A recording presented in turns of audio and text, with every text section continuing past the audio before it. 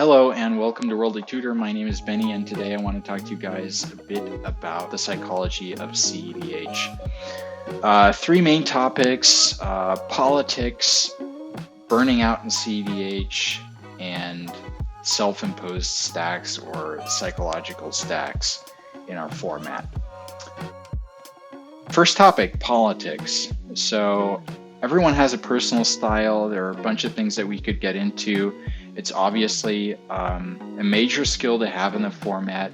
It's a big factor to influence games and increase the probability of winning any given game. And there are different strategies. I want to get into specifically 2 or 3 of those and weigh pros and cons for each one of them. Strategy number 1 would be making suggestions actively. So saying something like, hey, I think maybe you should remove a different stacks piece, or is this really the right time to remove a stacks piece? I think what you're doing is setting up player 2 to win on his next turn. So something like that would be very directive and active. In some scenarios it could be aggressive, and it runs into the risk of causing negativism or opposition on the end of whoever you're directing your suggestions towards.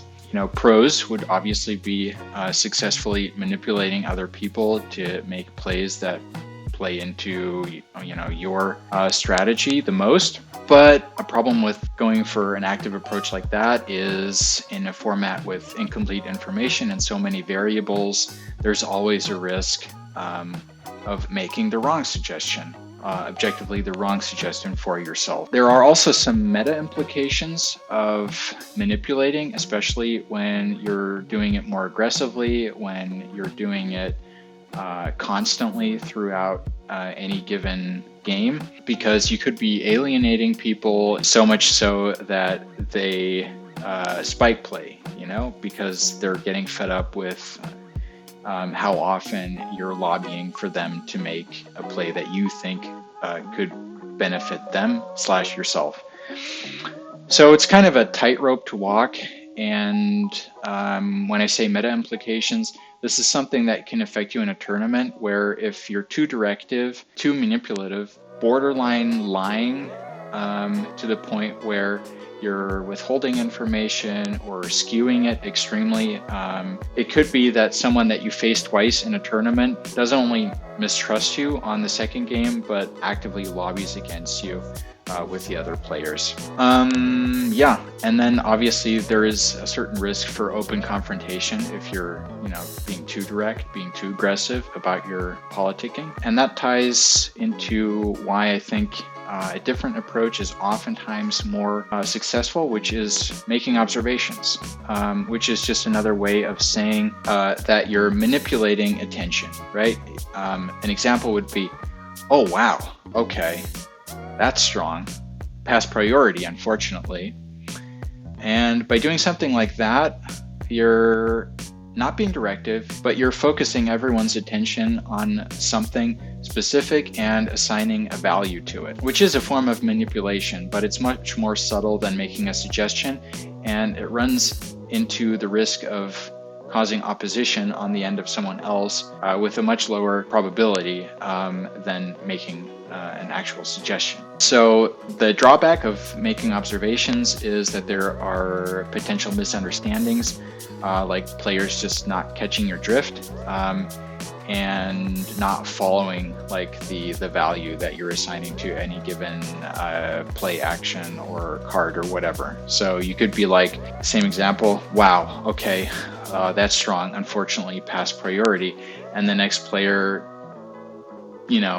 still didn't quite grasp the concept of what it is that you're trying to imply, and so they also passed priority even though they had a counterspell, etc. So in that specific scenario, making an active suggestion or outlining implications of what that card could do could have been a more successful strategy. And I make the distinction because there is one between making a suggestion and talking about implications. So if you make an observation, then the next step could be also talking about implications. Oh wow, that's strong. Unfortunately, past priority. With Breach, actually, he has LED in the bin, and we know he tutored for brain freeze, so that's just a win if we can't stop it. Again, you're not making a suggestion, or you're not telling anyone specifically to counter anything, but you're outlining that there's a winning play that, if not interacted with, will lead to the game ending on the spot, potentially.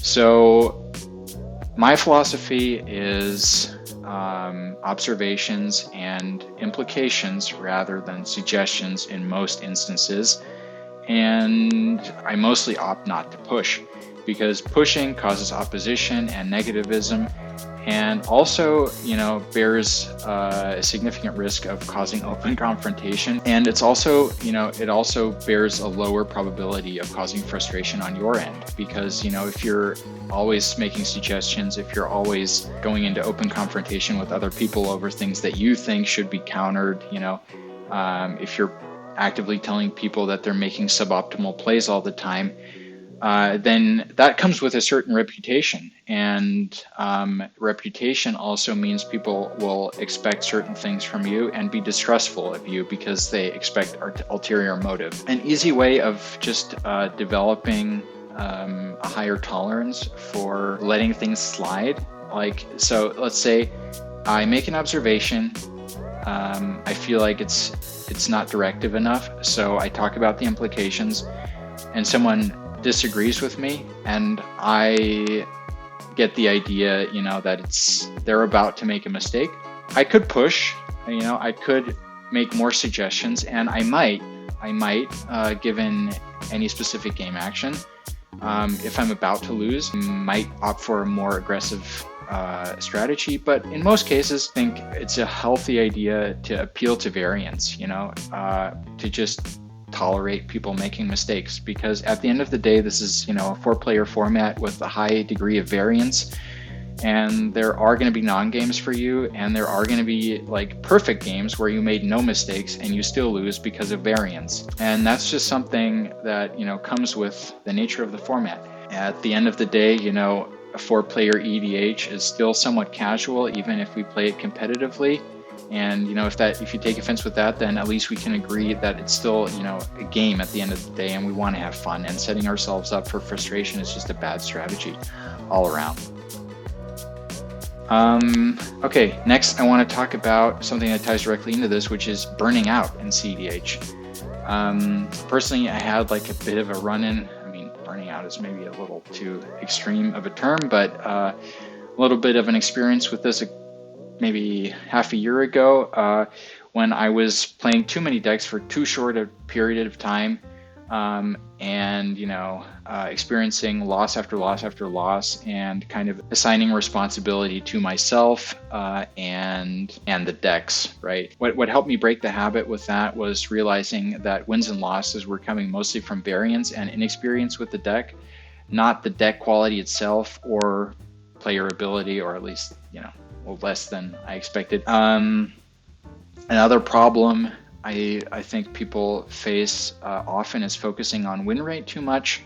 And again, you're setting yourself up for frustration.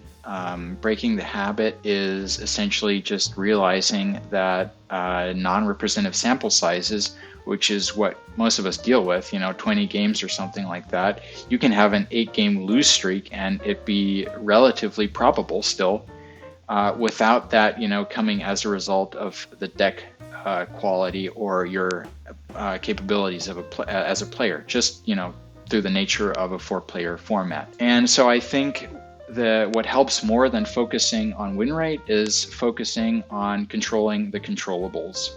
So working on the things that you can control and trying to play a perfect game from your standpoint, not making any objective, obvious mistakes, and just working on the things that you can control. Okay, other things that I see is too many meta decks, playing too casually, playing too competitively. Combating that comes with finding a different play group, playing with different people, or on the opposite spectrum, finding a play group, with people that that you trust, etc. that you can bounce ideas off more freely, where you feel a little more secure. Okay, next topic, dealing with aggressive lobbying or inadequate criticism, etc. So something that occurs somewhat infrequently but does from time to time is something like, oh my god, I can't believe that you're doing this. What are you thinking? Like, don't do that, which is very directive, somewhat aggressive, and maybe a little inadequate in terms of like tone of voice, etc.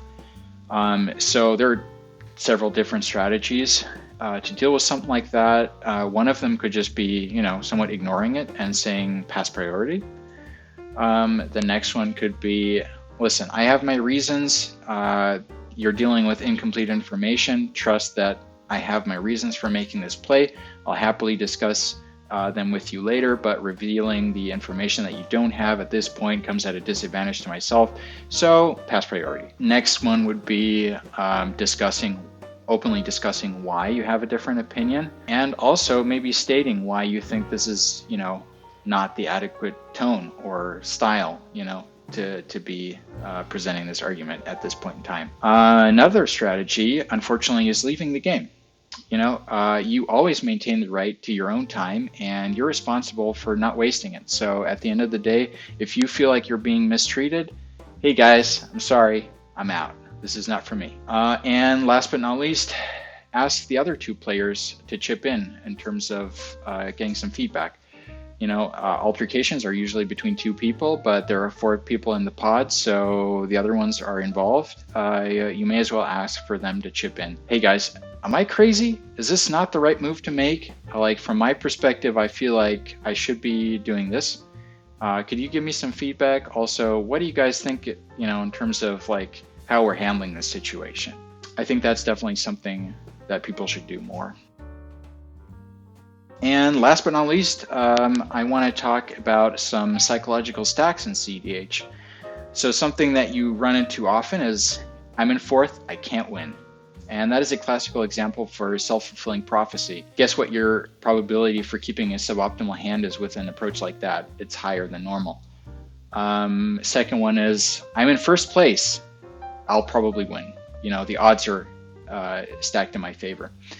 That's the optimistic version, but your probability of holding a suboptimal, less aggressive hand are higher. And that's something, just speaking anecdotally, that happened to me recently in the first online tournament I ever played, where the only win that I scored in the tournament was in 4th position, and one of the losses came somewhat indirectly as a result of being in 1st place and not mulliganing aggressively enough, and then also some variables after that. Next one would be, I lost, so it's on me, right? That would be a classical example of internalization. And if this is, if that's something like a concept that you use frequently when analyzing your losses, you're setting yourself up for frustration, right? Again, there's a certain amount of variance that comes with the format. And if you're taking losses as a form of criticism pertaining to, your quality of play, then that can lead to burning out. Which is a problem. The opposite would be externalization. I lost again because someone else made a misplay. Hey, you know what? The adequate way of dealing with something like that is trying to focus on the controllables, right? Because the uncontrollables you can't control by definition. Next example of psychological stacks is arbitrary conclusions. I lost the last game, so I'll probably lose again. And this is something that you may not, that's a thought that may not go through your head as explicitly as I just mentioned. But I think this happens a lot, right? Where it's like, okay, I lost 2 games. I'm going to keep playing until I get that dopamine shot of winning. And every game you get a little more frustrated. Every loss you get a little more tired. And the probability of making misplays increases from game to game. The next concept would be generalization. Like, I'm only facing Tim9 Crom. This format just isn't diverse. I'm done with this, right? Look, maybe try a different server, maybe try approaching your play group about some different decks, maybe bring a different deck yourself, right? The variance in our format is high enough. There's not a very clear winner in terms of the best deck out there. So you may as well try to spice it up with something fringe. And again, step number 1 is identifying some of these concepts. Step number 3 is coming up with alternatives and incorporating those into your games themselves. So it's a process. But maybe next time you notice yourself becoming frustrated in a game of cEDH, see if you can identify any of these concepts in the way that you're dealing with the frustration. And with that, I'll leave you guys. I hope this was helpful, and see you guys in the next one.